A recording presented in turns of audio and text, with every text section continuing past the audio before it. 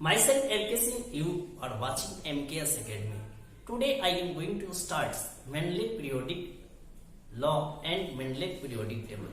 जैसा कि standard 10th में हम लोग बात कर रहे थे कि आपका क्लासिफिकेशन ऑफ एलिमेंट क्या थे, उसमें हमने 3 अटेम्प्ट्स पे बात भी किए थे। एक सबसे पहला था आपका लेवाइजर क्लासिफिकेशन ऑफ एलिमेंट, फिर सेकंड हम लोग बात किए थे क्या डोबेरियन क्लासिफिकेशन ऑफ एलिमेंट, फिर न्यूलैंड्स ऑक्टेव थ्योरी भी देखे थे हम लोग। ठीक है, तो आज हमारा जो टॉपिक है उस पर हम लोग बात करने वाला है क्या Mendeleev periodic law and Mendeleev periodic tables क्या है, इन सारी चीजों पे हम लोग बात करने वाले हैं। ठीक है, आप लोग जैसे जैसे पढ़ रहे हो वैसे वैसे क्या करो, जो भी बुक आपके पास प्रेजेंट है क्लास 10th का, उस बुक को आप लोग क्या करो, थोड़ा सा देखो अच्छा तरीके से, आपको काफी अच्छा तरीके से समझ में आएगा। ठीक है, और फिर उसके जो भी क्वेश्चन जो गिवन है उस क्वेश्चन को आप करें, और जहां पे भी क्वेश्चन में प्रॉब्लम हो रही है तो आप हमसे कांटेक्ट करें और मैं आपको उस क्वेश्चन का आंसर बता दूंगा। ठीक है, चलिए हम लोग बात करते हैं Mendeleev periodic law and Mendeleev periodic table पे। ठीक है, तो सबसे पहले एक चीज देख लेते हैं, मेंडलेव का जो पूरा नाम था, मेंडलेव का जो पूरा नाम था वो था क्या चीज, दमित्री इवानोविच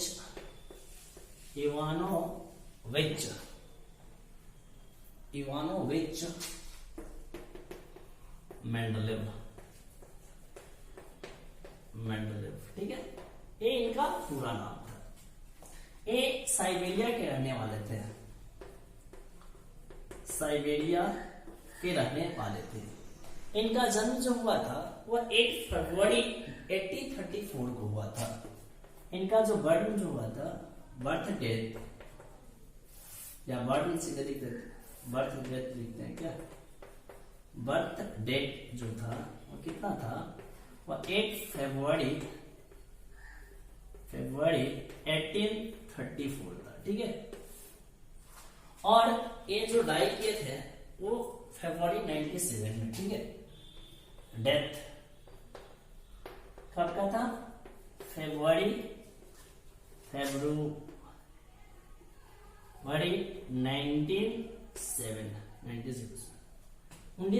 ईस्वी में एडिट कर दिया। ठीक है, ये जो फेमस हुए थे, फेमस फॉर क्या periodic law and Mendeleev periodic table के लिए ये सबसे ज्यादा फेमस हुए थे। ठीक है, इतना बात आप इनके बारे में याद रखें। मेंडलेव का पूरा नाम क्या था, दमित्री इवानोविच मेंडलेव था। ये कहाँ के रहने वाले थे, साइबेरिया के रहने वाले थे। इनका बर्थ डेट कितना था, 8 फरवरी 1934 था। डेथ कब हुआ था, फरवरी 1907 में हुआ था। ये फेमस इसके लिए हुए थे, periodic law and periodic table के लिए होते। ठीक है, ये आप लोग याद रखें, कभी कभी ऐसे भी मतलब जनरली लोग पूछ देता है, तो आप लोग थोड़ा सा साइंटिस्ट के बारे में जरूर याद रखें। ठीक है, ऐसे हम लोग सीधा चलते हैं अपने पीरियोडिक लॉ पे। देखिए, मेंडलेव ने क्या किया था, बहुत सारे एलिमेंट का उन्होंने क्या किया, स्टडी किया, और स्टडी करने पे उनको ऐसा पता चला कि जितने भी एलिमेंट्स हैं, प्रेजेंट एलिमेंट्स उस समय जितने भी थे, उसके स्टडी करने के बाद उन्होंने उसके बीच में क्या किया, कुछ प्रॉपर्टीज को फाइंड आउट किया, और उस प्रॉपर्टीज को उसके एटॉमिक मास से क्या किया, रिलेट किया। ठीक है, तो उन्होंने क्या पाया कि प्रत्येक एलिमेंट का जो प्रॉपर्टीज जो होता है वह उसके एटॉमिक मास पे डिपेंड करता है, और इसी कंसेप्ट के आधार पर उन्होंने अपना क्या दिया, पीरियोडिक लॉ दिया। ठीक है, तो हम लोग यहाँ पे सबसे पहले लिखते हैं मेंडलेव पीरियोडिक लॉ क्या है। मेंडलेव पीरियोडिक लॉ क्या था, इन्होंने बताया according to him properties of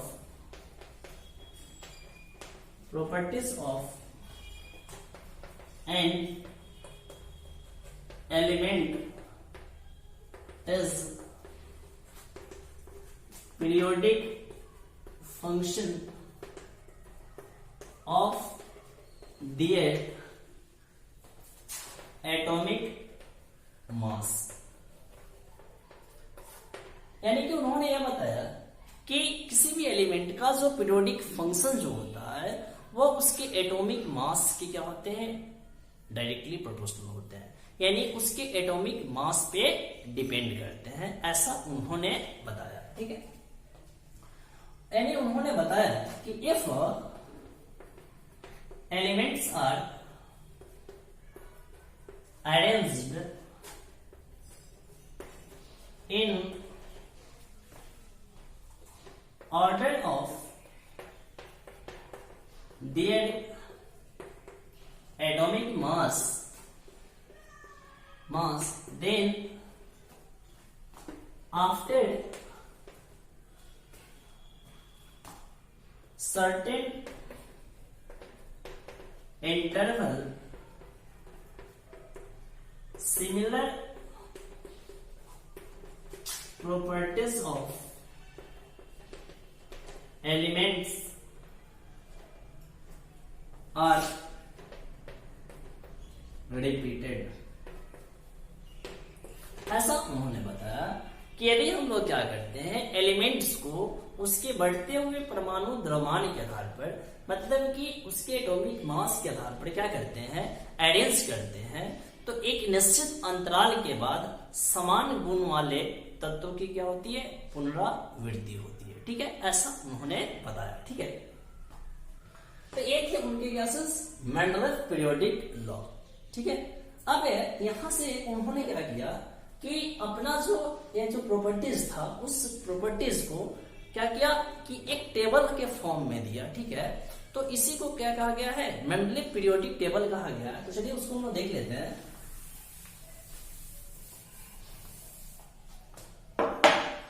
heading डालते हैं Mendeleev periodic table, Mendeleev periodic table on the basis of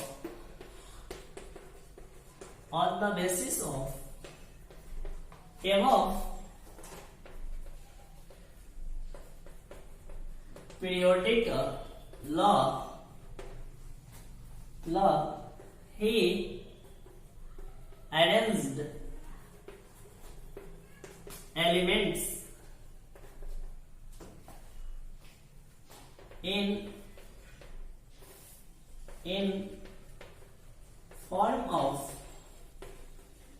he arranged element in tabular form, he arranged in tabular form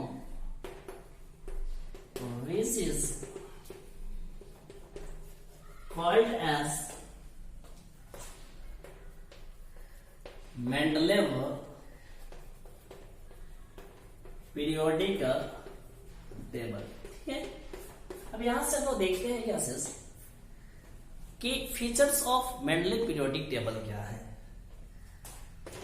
features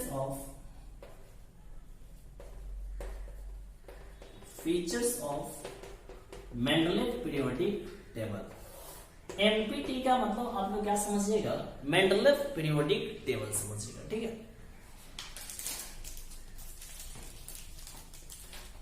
इसमें सबसे पहला आप बात देख लो कि मेंडलेव के पीरियोडिक टेबल में क्या थे कि कुछ वर्टिकल कॉलम थे। ठीक है, मेंडलेव के पीरियोडिक टेबल में क्या थे, कुछ वर्टिकल कॉलम थे, उसको उन्होंने क्या बोला है, ग्रुप बोला है।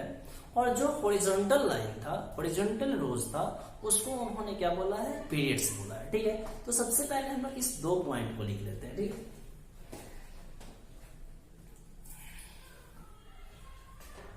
eight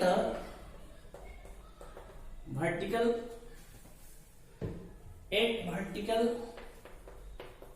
columns are present in Mendeleev periodic table, which is called as क्या चीज, उसे क्या कहते हैं हम लोग, ग्रुप बोलते हैं। मेंडलेव के पीरियोडिक टेबल में 8 क्या थे, वर्टिकल रोज थे, जिसे क्या बोला गया, ग्रुप बोला गया है। Second, 7 horizontal rows are present in Mendeleev periodic table which is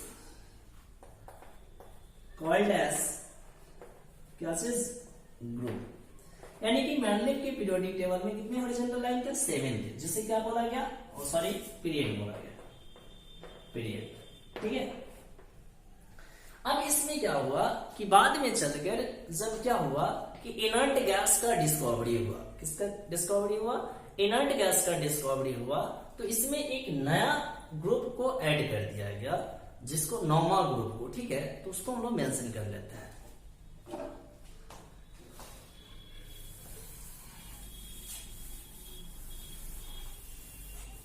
physics में हम उसको ऐड करते हैं थर्ड पॉइंट में। Further one more group was added after the discovery of inert gas. This form of periodic table is called as modified form of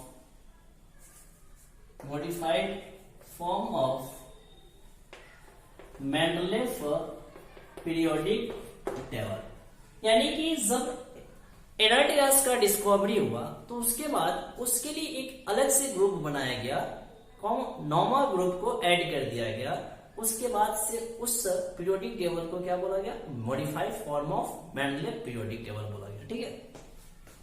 Mendeleev ने क्या किया कि आपका जो 8 ग्रुप जो पहले से था उसमें से फर्स्ट टू 7 ग्रुप जो थे उसको 2 सब ग्रुप में क्लासिफाई किया।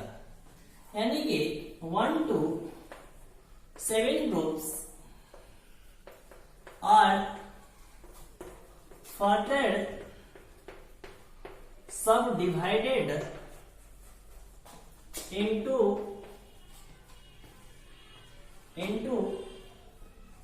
subgroup A and B। जैसे कि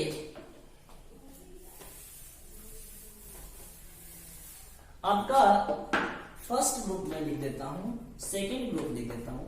देखो, उन्होंने अपना जो ग्रुप बनाया था उसको उन्होंने रोमन के फॉर्म में रिप्रेजेंट किया था। ठीक है, रोमन न्यूमेरल्स का यूज किया था उन्होंने। 1 2 3 4 5 6 और क्या चीज 7, जितने भी 7 थे, मतलब 8 था, तो उसमें से 1 से लेकर सिर्फ 7 तक को उन्होंने क्या किया था? 2 सब ग्रुप में क्लासिफाई किया था। कौन कौन? तो 1A 1B, 2A 2B, 3A 3B, 4A 4B, 5A 5B, 6A 6B, फिर क्या चीज 7A 7B। ठीक है, तो ये सब कुछ क्या थे? उनके फीचर्स थे। किसके? मेंडलेव पीरियोडिक टेबल के। एक बार आप लोग फटाफट क्या करो? कॉपी कर लो। ठीक है,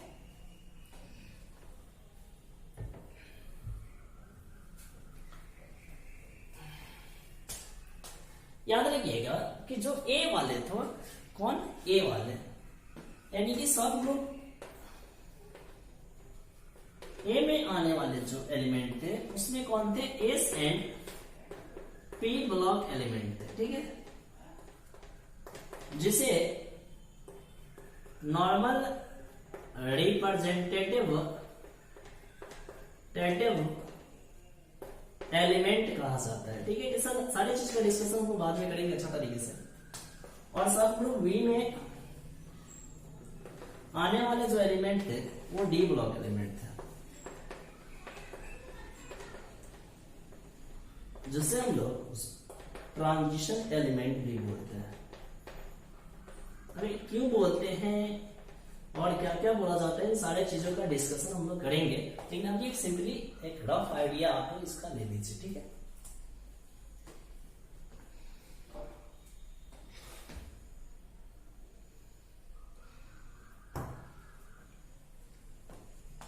ये हो गया, चलिए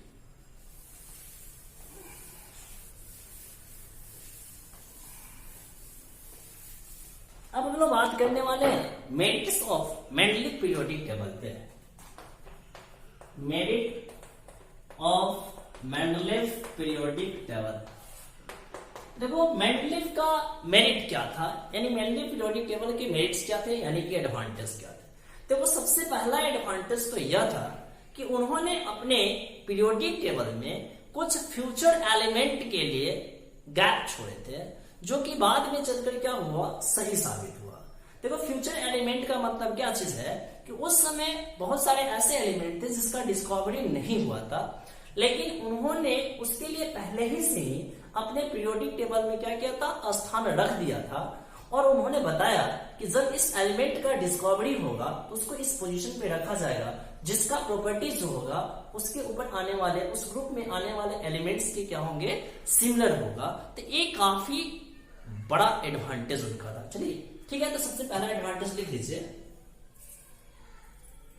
some gaps were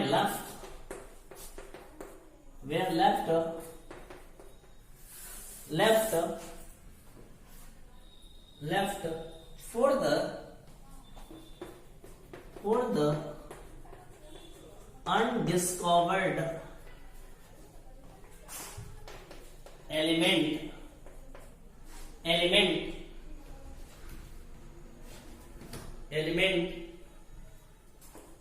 like gallium, germanium, etc, ठीक है। और उन्होंने उसके लिए कुछ नामकरण किए थे, ठीक है। वो नाम क्या थे उसको मैं आपको बता देता हूं, ठीक है। जैसे कि देखो उस कुछ पीरियोडिक टेबल को देखिएगा या अपने एनसीईआरटी बुक को आप जब स्टडी कीजिएगा तो उसमें एक टर्म आएगा EKA, ठीक है। तो उसका उन्होंने नाम रखा था, जैसे कि यहाँ पर लिख दिया गया क्या चीज, EKA, और यहाँ पर साथ में लिखा हुआ रहता है क्या चीज, एल्युमिनियम। EKA एल्युमिनियम का मतलब है, EKA का मतलब यहाँ पर क्या है, सिमिलर टू, क्या चीज, सिमिलर टू, यानी कि इसके नीचे EKA का मतलब हो गया क्या चीज की, इस एलिमेंट, इस पोजीशन पे जो एलिमेंट आने वाला है उसका प्रॉपर्टीज एल्युमिनियम से क्या करेगा, मैच करेगा। और जब बाद में उसका डिस्कवरी हुआ तो EKA एल्युमिनियम के जगह पे किसको रखा गया, गैलियम को रखा गया, जिसका प्रॉपर्टीज जो है एल्युमिनियम के प्रॉपर्टीज के से क्या करते हैं, मैच करते हैं, ठीक है। जैसे कि आपका EKA सिलिकॉन रखा गया, जिसको बाद में डिस्कवरी जब हुआ तो इसके नीचे किसको रखा गया, जर्मेनियम को रखा गया। मतलब EKA सिलिकॉन को बाद में क्या बोल दिया गया, जर्मेनियम बोल दिया गया। तो ये मेंडलीव का सबसे बड़ा एडवांटेज था कि उस समय जो प्रेजेंट एलिमेंट नहीं थे, अनडिस्कवर्ड एलिमेंट थे, उसके लिए भी अपने पीरियोडिक टेबल में क्या किए थे, कुछ गैप छोड़ दिए थे, ठीक है। चलिए ये पहला मेरिट उनका नोट डाउन करें।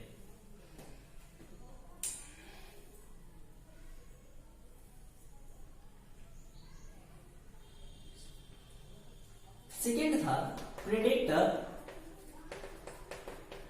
प्रॉपर्टीज ऑफ एलिमेंट्स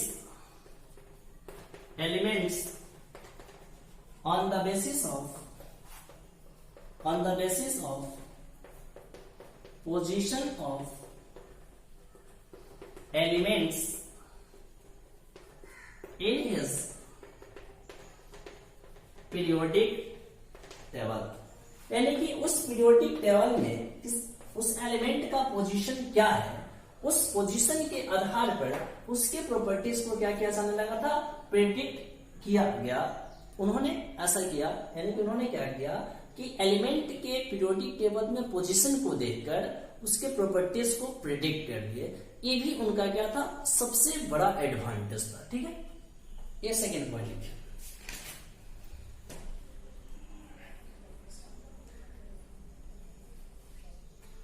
इनका सबसे थर्ड एडवांटेज क्या था,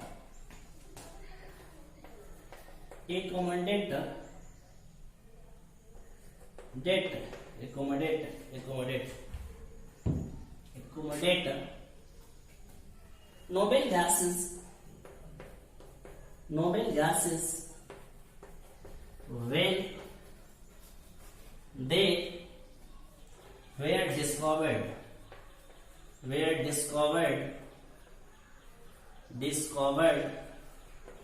without disturbing the original arrangement.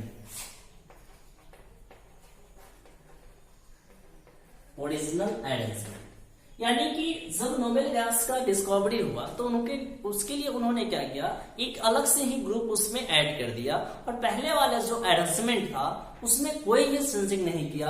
ये भी उनका क्या था, एक बहुत बड़ा एडवांटेज था। तो ये थे आपके cases merits of Mendeleev periodic table. Merits of Mendeleev periodic table में हमने 3 पॉइंट देखा। सबसे पहला gases, some gaps were left for the gases undiscovered element, यानी कि उस समय जो एलिमेंट नहीं थे उसके लिए भी उन्होंने अपने पीरियोडिक टेबल में उसका स्थान दे रखा था। ये उनका सबसे पहला एडवांटेज था। सेकेंड क्या था कि उस पीरियोडिक टेबल में किसी भी एलिमेंट के पोजीशन के द्वारा उसके प्रॉपर्टीज को उन्होंने क्या किया था, प्रेडिक्ट किया था। थर्ड ऐसा था कि जो अनडिस्कवर्ड एलिमेंट थे उसका जब डिस्कवरी हुआ तो उसको भी उस पीरियोडिक टेबल में उन्होंने ऐड कर दिया पहले अरेंजमेंट में बिना डिस्टर्ब के। ये भी उनका क्या था, कुछ बहुत बड़ा एडवांटेज था। ठीक है, तो ये थे आपके कैसे मेरिट्स ऑफ पीरियोडिक टेबल। अब हम लोग बात करते हैं डिमेरिट्स ऑफ पीरियोडिक टेबल, यानी कि demerits of Mendeleev periodic table.